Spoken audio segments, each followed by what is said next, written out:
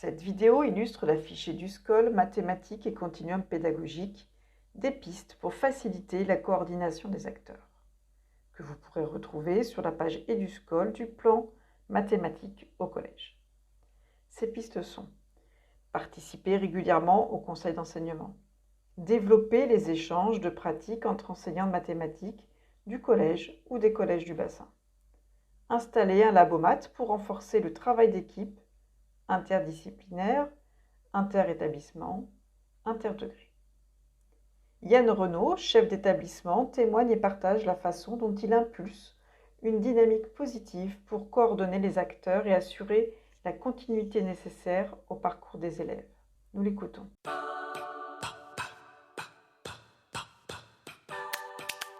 Bonjour, donc je suis Yann Renaud, j'ai 49 ans, je suis personnel de direction depuis 6 ans. De par ma situation administrative, j'ai une particularité sur le secteur que je connais bien. Je suis proviseur adjoint du lycée Gimont à Aubenas et depuis le mois de septembre, donc j'exerce un intérim de principal au collège d'Evance. Je suis également référent pour le bassin Ardèche-Vivaroise et j'exerce aussi des fonctions de formation auprès des personnels de direction faisant fonction et ceux sortant de concours.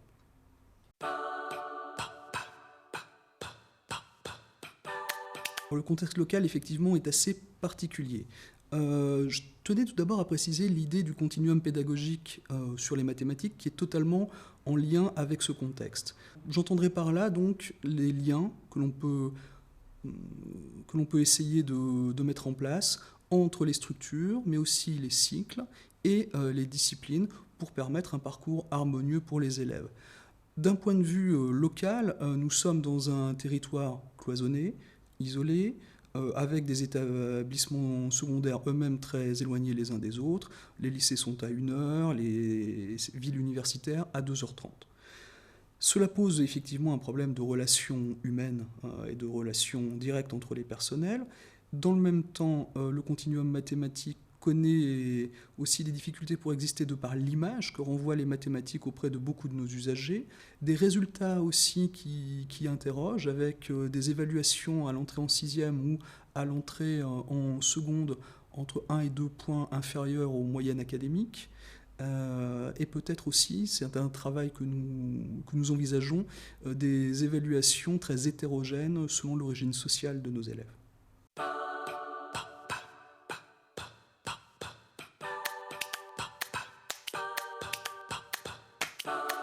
Alors nous sommes dans un établissement de taille relativement réduite, 300 élèves, 25 professeurs au total, dont 3 professeurs de mathématiques.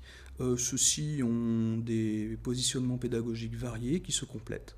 Ils sont notamment très en accord et très en relation sur la question de parcours, qui permet aux élèves effectivement, à la rentrée au collège jusqu'à la fin du cycle 4, d'être suivis par ces enseignants.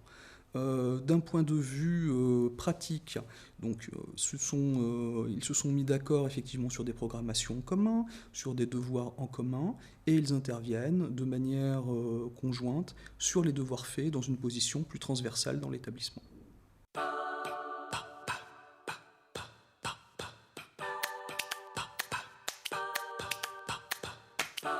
Alors l'établissement a la particularité de sortir d'une évaluation externe, donc de rédiger son contrat d'objectif. C'était le bon moment effectivement pour reposer certaines choses. Une des actions les plus importantes, emblématiques du futur contrat d'objectif, sera la création d'un labo mathématique. L'objectif effectivement est relativement simple, gommer le plus possible en lien avec l'enseignement primaire sur le cycle 3, la transition et la césure du CM2 à la 6e, pour réussir à avoir un centre de formation avec des moyens que l'on veut locaux et pérennes, mais aussi un centre de ressources où les professeurs du primaire et du secondaire pourront se retrouver.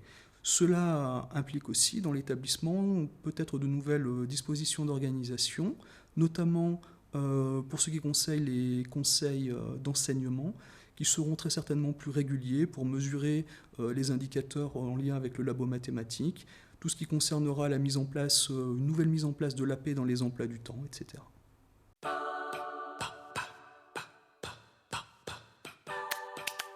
Le labo mathématique, pour notre établissement, est un enjeu pédagogique lourd, donc en fait c'est un enjeu de pilotage pédagogique. L'objectif étant très, très clairement d'orienter les équipes petit à petit sur un travail lié aux compétences mathématiques, de déterminer les priorités et puis surtout de déterminer lesquelles seront en lien avec l'enseignement primaire. Nous souhaitons également travailler en interdisciplinarité plus importante, donc avec des projets qui embrasseront le maximum de disciplines. Donc c'est aussi un outil de management très intéressant. Il s'agit donc de co-construire des procédures de formation qui pourront être partagées par l'ensemble des équipes, donc de partir de leurs besoins pour pouvoir effectivement faire appel aux services académiques qui pourront nous aider dans cette tâche.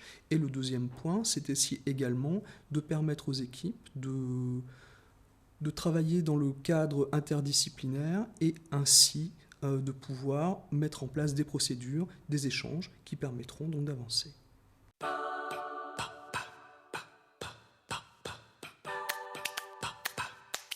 Nous sommes partis d'une démarche qui peut paraître paradoxale, c'est-à-dire l'ouverture de l'établissement, mais dans le même temps, nous souhaitons travailler avec des moyens très identifiés, locaux et pérennes. Du coup, donc, ce qui nous semblait important, c'était d'avoir un groupe de pilotage très stable et très identifié. Effectivement, nous avons la chance de disposer de professeurs comme M. Bérard, qui sera donc une des têtes pensantes de ce labo mathématique, en lien avec donc, les conseillers de circonscription, en lien avec M. Darn également. Et ce petit groupe, effectivement, devrait permettre donc au labo mathématique, nous l'espérons, de gagner en visibilité et ainsi, au départ, donc, avec un travail sur le cycle 3, d'élargir vers le cycle 4, les collèges, et en bout de course, nous l'espérons, les lycées. Nous avons également à notre disposition le soutien de la DSDEN, de l'Ardèche, du rectorat également, qui nous apporte effectivement leur aide. Enfin, il ne faut pas non plus oublier la collectivité territoriale, le département, qui nous suit, notamment pour l'équipement de la salle estampillée de labo mathématique.